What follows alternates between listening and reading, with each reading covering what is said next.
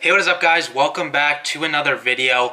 Before we actually get into it, if you're not in the phone flipping Facebook group, I have the link down below. I've been posting tips every single day, kind of tips unrelated to YouTube, things I haven't really talked about.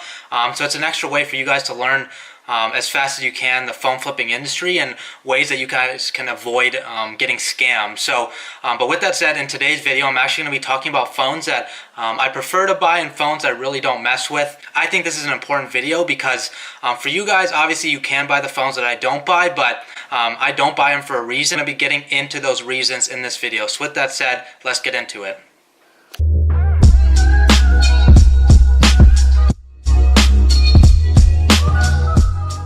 So the first phones that I love to buy are brand new, either sealed or just kind of broken seal, simply because obviously there's not much to mess with it in terms of the front end of actually the phone in itself. Most of these phones haven't even been activated. People haven't signed in, so having an iCloud on it is pretty rare, and especially if it's sealed, these phones aren't going to be really something that you have to check too much with, other than the IMEI and checking at the carrier store it's not blocked or anything like that. But one thing is you must get the bill of sale with these phones. I've seen two different routes people go with these. They're either going to obviously scam you or not. The way they're going to scam you is basically they're going to sell you a phone. They just bought it. It could be financed, one, if you don't check the IMEI. And the other way is they buy the phone and then they're going to report it lost or stolen if you don't get that bill of sale, because they'll file an insurance claim on it. They'll make an extra $200 minus whatever they have to pay, like the deposit on the new phone. So you just got scammed out of a phone and then they made profit off of you. So it's a pretty easy way to get worked as an iPhone reseller, and it has happened to me, not with a brand new phone, because I have gotten bill of sales, but I've been lucky enough to not have somebody dumb enough to file an insurance claim when they know they signed the bill of sale with me. So the other way that they're obviously not going to scam you with is they might get phones buy one get one free. A lot of places have phones where if you buy an iPhone X, they're going to give you an iPhone X for free. It probably doesn't work in their favor in the long run, but it looks like a great deal for them, and then they just go and sell the iPhone X, acting like they really aren't paying for the phone because they sold another one, when in reality their monthly plan is probably going to be greater than the actual phone itself, because they're doing payments rather than upfront. But the second type of phone is cracked phones, and personally, I don't know if you guys know, but I don't actually fix phones myself. It's something I definitely want to get into. I just simply haven't taken the time to learn about it. I know it's pretty easy. You just have to look up YouTube videos. If you guys are interested in that, I'm not going to give you something that I don't know about, and I like to be honest on this channel, but I can give you some recommendations. Also, just shoot me a message, join that Facebook group and shoot me a message, personal message. I can show you some people that I know where I could look to find them. There's a lot of great resellers in this industry that have captured a market and personally branded themselves as phone fixers, and there's plenty of people in my town that do it as well. I've thought about asking them kind of if I can pay them to learn or something like that, but it's a very easy fix. But I personally don't do it. I simply just price it accordingly. Most people will buy it maybe higher than I would if they're able to fix it, and then resell it for a higher price just as refurbished. But I simply buy it low enough where I sell it as a cracked phone on eBay. These phones I typically never resell on the local market, but I love reselling them on the actual eBay platform. But with that said, it's kind of tough because a lot of these phones, there are stolen. That's why they're or found or something like that. Whatever the seller is trying to claim, these phones are usually kind of not the best phones to buy, but I still buy them. Obviously, you still need the bill of sale, and a lot of the times I've had a lot of people not agree, especially if it's a broken phone, simply because they either stole it or found it and not returning it to the original owner. So these are great phones, especially if you're into fixing phones. Definitely this could be your biggest market, are broken phones, and you can do a side business where you simply just fix phones for yourself as well, charge $50 to $100. But the third phone I buy are bad LCD, and most of you might stay away from these because you say, oh, I can't see the screen, I can't see if there's an iCloud on it. Typically, all you really need to do is look at the IMEI, and the IMEI can be found in all SIM trays, actually on the SIM tray itself, so you just have to pull it out. It's not on the SIM card, but it's written in very small numbers on the actual SIM tray itself, so you can kind of check everything that way. You can see the gigabytes on imei.info.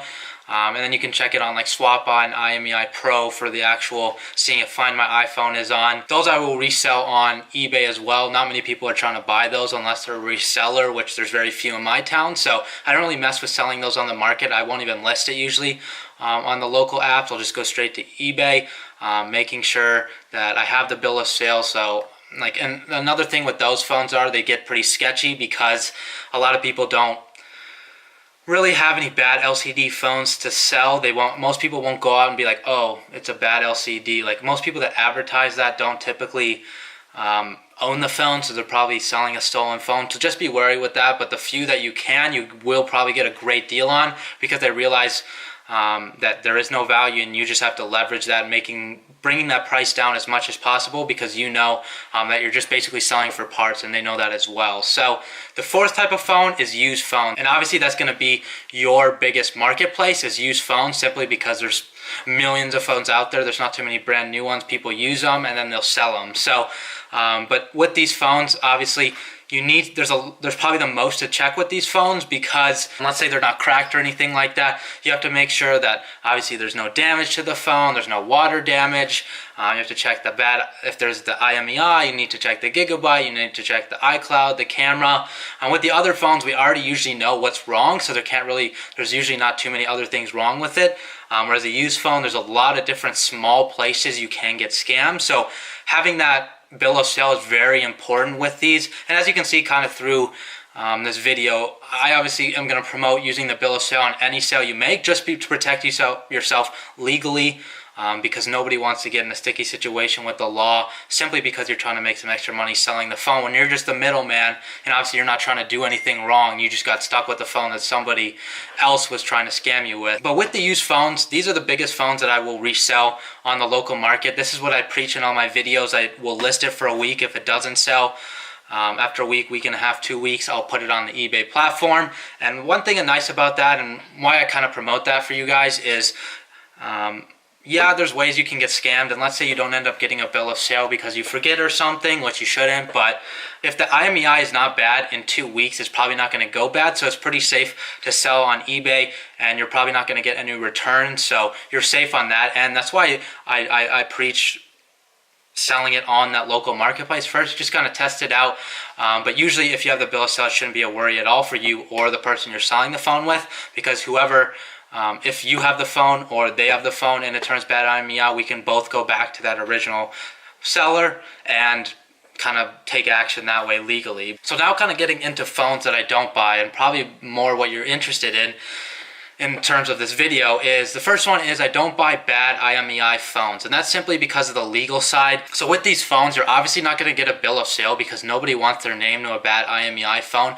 99% of the time they're going to be stolen, or they're going to say somebody sold it to them and ended up turning out bad IMEI. Whatever story they're trying to tell you, you have to just assume it's stolen if it's a bad IMEI. Yeah, sometimes it's financed, but that way it just really isn't going to work in your favor, and you're not going to get a bill of sale, and yet you're going to get stuck legally and potentially have that problem down the road that you were holding the phone. They can come back to you if they gain enough information about you, and it just turns out bad. So I just recommend never buying bad IMEI phones. If a phone turns bad IMEI, you guys should be protected already because you did that bill of sale. So that's honestly not to worry. Like, you can resell those phones on eBay. We don't have to worry about it. Yeah, you might not make any money or might lose a little bit, but the risk really isn't there if you buy it low enough and if you have the bill of sale, because you can always go back to the original buyer or the actual insurance company itself to let them know and show them you had the bill of sale. But the second type I don't buy is actually iPhone 5s or older.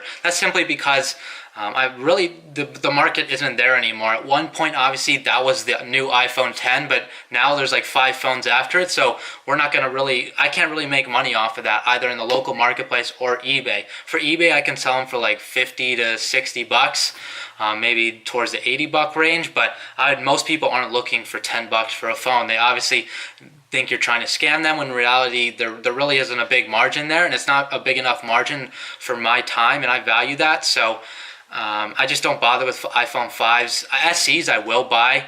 I know that's technically considered a 5, but those can go for upwards of 200 in my local marketplace. So I will buy iPhone SEs, but not any like 5s, 4s, or even 3s. I've seen people that try to sell them to me. It's just not worth my time, and we're not the right buyers for that. And the last one is, sometime you guys might not ever come across this, but I've gotten a bunch.